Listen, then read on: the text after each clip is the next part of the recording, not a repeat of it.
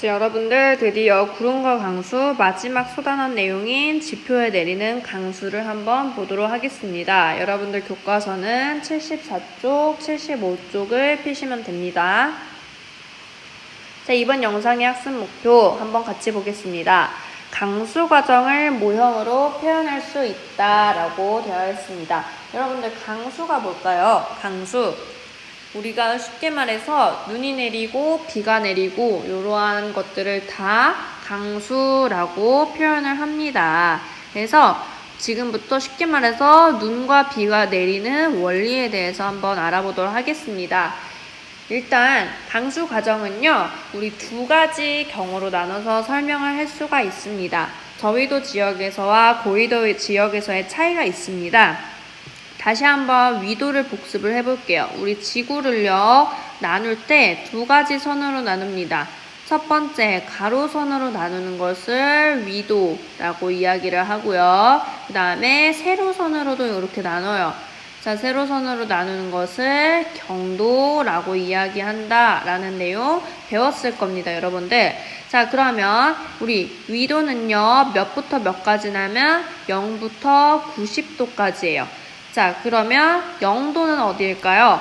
바로 지구의 가장 가운데 부분, 제일 뚱뚱한 부분인 적도지방이 바로 위도 0도가 되고요. 그 다음에 북극, 극지방이 위도 90도가 되는 겁니다. 자, 그래서 우리가 입체적으로 그리면 이런 식으로 이제 90도가 만들어지게 되는 거죠.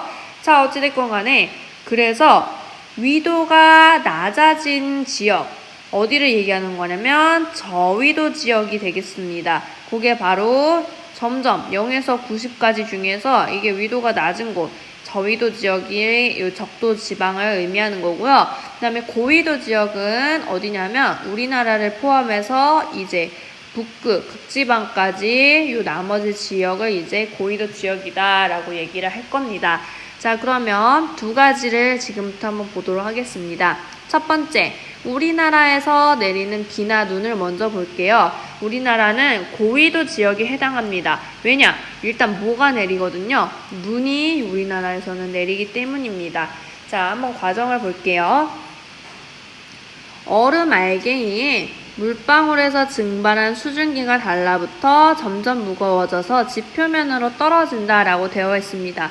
보시면 구름의 크기가 굉장히 커요. 큰 것을 볼 수가 있고요.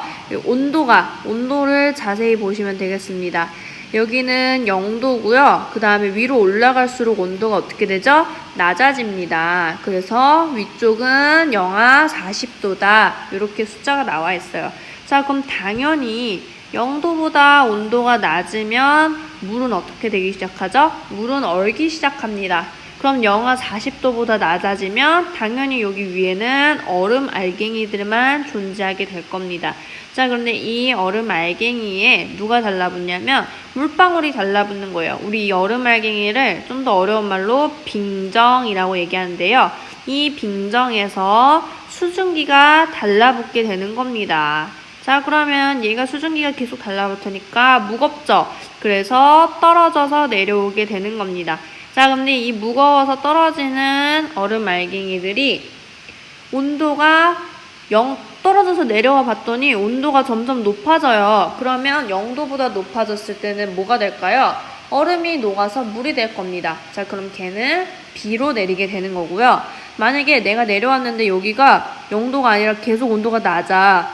그러면 얼음이 녹지 않고 눈으로 내리게 된다. 이렇게 정리하시면 되겠습니다. 굉장히 간단한 내용이죠? 자, 그래서 지표면은 떨어질 때 기온이 낮으면 그대로 눈으로 내리고요. 기온이 높으면 녹아서 비로 내린다. 이렇게 정리를 할 수가 있겠습니다. 자, 이 내용 여러분들 교과서에 무슨 설이라고 나오냐면 빙정설이라고 얘기를 합니다. 빙정, 아까 뭐라 얘기했죠? 얼음 알갱이라고 이야기했습니다. 그래서 얼음 알갱이가 눈이나 비로 떨어지는 과정을 빙정설이다라고 표현을 한다. 여기까지 알아두시면 되겠습니다. 얘는 어디에서 내리는 강수현상을 설명하는 거다. 고위도 지역에서의 강수현상을 설명하는 것입니다. 자, 그럼 이제 저위도 지역 한번 보도록 하겠습니다. 일단 구름 자체가 온도가 0도보다 높대요. 그래서 그림을 보시면 여기 0도라고 써 있죠.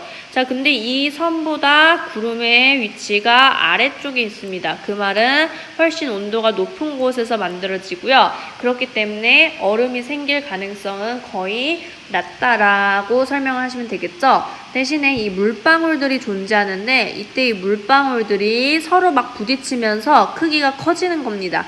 그럼 크기가 커지고 무거워지니까 아래로 떨어지게 되겠죠. 자, 이렇게 돼서 비로 내리게 된다라는 게 바로 무슨 설이냐? 병합설입니다. 병합. 합친다는 얘기요. 물방울들끼리 서로 달라붙어서 합쳐져서 비가 돼서 내린다. 이렇게 설명을 하시면 되겠습니다. 저위도 지역에서의 강수 과정은 병합설로 설명한다 라고 정리하시면 되겠습니다.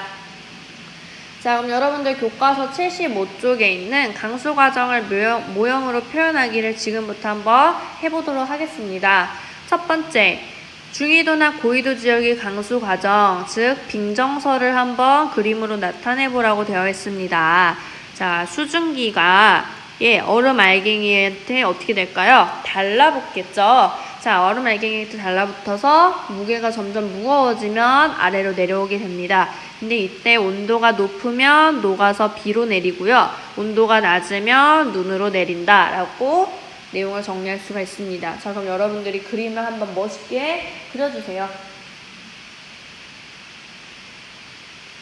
그림 다 그리셨나요? 어떻게 그리면 될까요? 이런 식으로 표현하시면 되겠죠. 수증기가 빙정, 얼음 알갱이에 달라붙어 있는 것을 볼 수가 있습니다. 자, 두 번째입니다. 저위도 지역의 강수 과정, 병합설을 나타내는 그림 한번 보도록 하겠습니다. 작은 물방울과 큰 물방울들이 공존하고 있어요. 그런데 병합, 이 물방울들이 서로 부딪히면서 점점 무거워지게 됩니다. 그래서 떨어져서 비로 내리는 과정이고요. 그림을 그리면 어떻게 그릴까요? 그쵸? 이런 식으로 그림을 그릴 수 있겠습니다. 나에게 모여라, 나도 함께 가 해서 달라붙는 거예요, 점점. 그래서 우리가 지금까지 구름이 만들어지는 과정, 구름이 왜 만들어지는지를 봤고요. 그 다음에 구름에서 이제 그 물방울들이 계속 천년만년 물방울의 형태로 있는 게 아니라 다시 땅으로 돌아오게 되는데 그 과정, 강수 과정을 두 가지를 살펴봤습니다. 자, 그럼 여러분들 교과서 75쪽 풀이하시고요. 다음 시간 과제가 있습니다. 당연히 교과서 77쪽에 있는 스스로 정리하기를 먼저 풀어오시고 선생님이랑 답을 한번 확인해 보도록 하겠습니다.